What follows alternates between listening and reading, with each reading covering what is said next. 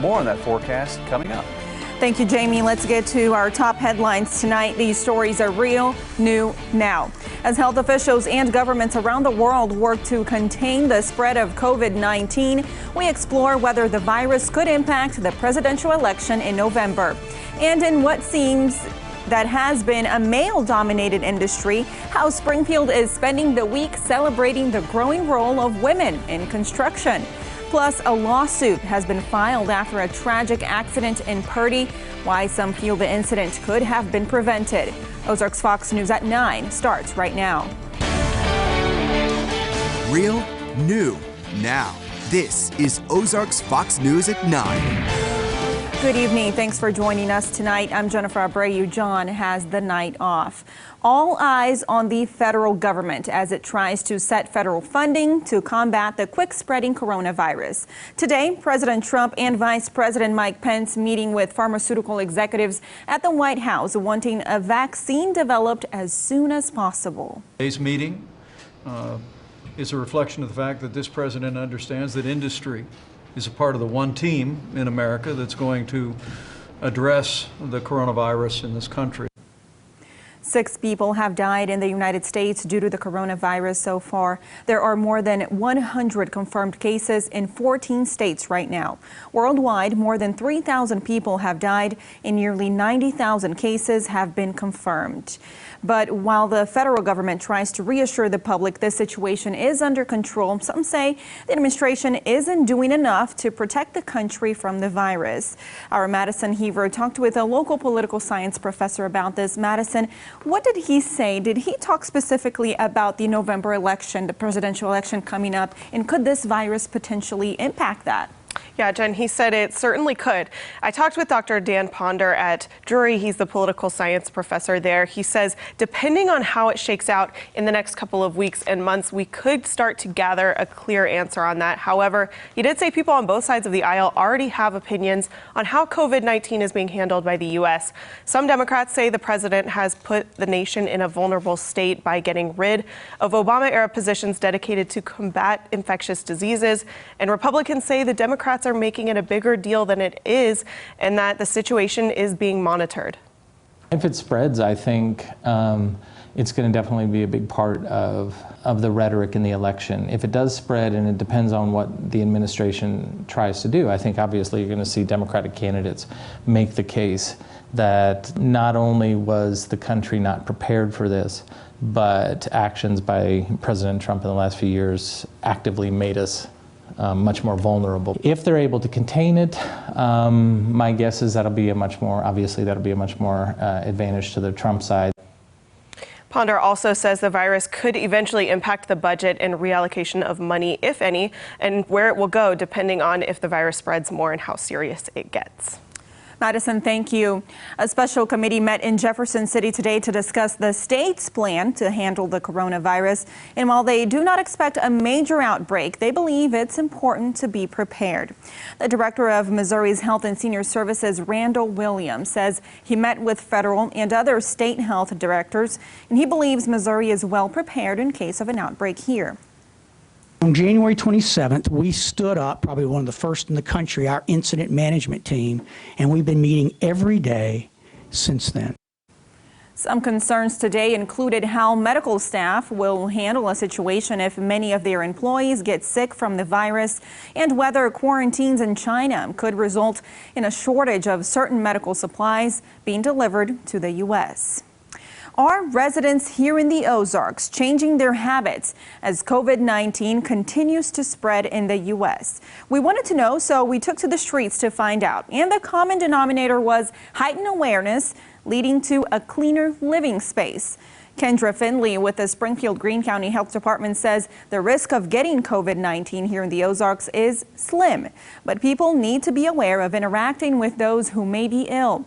She says something that can help is rethinking those typical social cues like hugging or shaking hands. We spoke to a few Springfield residents who are taking some precautions while carrying on with life. I still like to get out more, but I'm washing my hands more constantly, wearing gloves at work all the time. Sometimes, especially at church, you hug people or shake hands, and I try to discreetly use my hand gel after that, The CDC is also warning people to speak with their employers to discuss a plan should they become infected and be forced to miss work for long periods of time. The federal government is working to calm those fears over potential drug shortages due to manufacturers in China being shut down from COVID-19. But they're acknowledging the supply of surgical face masks is taking a hit. Coming up in just a few minutes, we have much more information for you, including what Missouri Senator Josh Hawley has to say about this issue. That's coming up at 9:30. We have a developing story for you now. Police in Springfield are investigating a suspicious death at a home on South Fort. That's a few blocks south of Hy-Vee in a neighborhood past Walnut Lawn. Officers have been there since 8 this morning. All we know right now is that a woman has died. We're working to find out more information for you, and you can find updates on OzarksFirst.com. Making local news tonight, construction is a field that's predominantly male, but it's slowly seeing a growth in the number of female employees. Our Frances Lynn attended the City of Springfield's proclamation to the National Association of Women in Construction. She tells us how women's roles in the industry have evolved. Kicking off Women in Construction Week at the city's proclamation, women who worked in construction for decades told me how it's changed over the years. What I've seen in the last 10 years is a lot more women in higher management roles. You hear women are the ones that are just working in the office, that are just doing, sales positions, but the highest number is actually the professional and management. One of the members of our group is an acting superintendent on one of the jobs here in Springfield, and so she's the first female in her company to be in that role. Members Megan Shore and Stephanie Sampaulo say they're also seeing more women out in the field. One member of our group, she's in roofing, so she's not afraid to get up there and start swinging the hammer on top of the roof. Even those people that may be thinking, well, I sit behind a desk, they can still move out and sometimes make more money doing the trades. Working in concrete or drywall, and so, it's not just a man's field. The local chapter of the National Association of Women in Construction received a proclamation from the City of Springfield today. Hereby proclaim the week of March 1 through 7, 2020 to be Women in Construction Week and encourage all citizens to join me in recognizing the NAWIC Southwest Chapter. Mayor Pro Tem Phyllis Ferguson recognized the group for increasing female employees in construction to 9.9%. I had a fellow tell me, I'm working on a construction project right now, I like a woman on a project because they're so much more detail oriented and they get things done the way they ought to be done. And I'm like, yes. And the goal of the week is to encourage more women to join the industry. It's not just the guys, the girls can do this too. If they don't want to go to college, they can do a trade as well. It's just really giving women the tools that women can succeed in the industry. Instead of thinking it as a man career, it's both. Frances Lynn, Ozarks First. And another local development in the construction field, OTC's Center for Workforce Development and general contractor Branco's Enterprises are now partnering. As part of their work week, Branco's apprentices taking part in their carpentry program will be attending classes a few hours a week at OTC.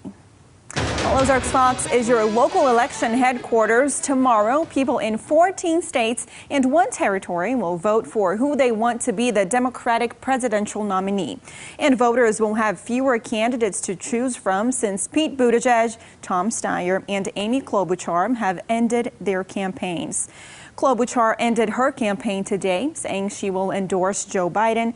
While Mayor Pete Buttigieg has not endorsed a candidate yet, experts believe he will also pick Biden to take on the front-runner and so-called Democratic socialist Bernie Sanders. Mike Bloomberg, who has spent $500 million on advertising so far, plans to stay in the race even if he doesn't finish in the top 3 on Tuesday. Talked to Mayor Pete and Amy Klobuchar. They represented their country and their states very well, and I felt sorry for them, but I'm in it to win it.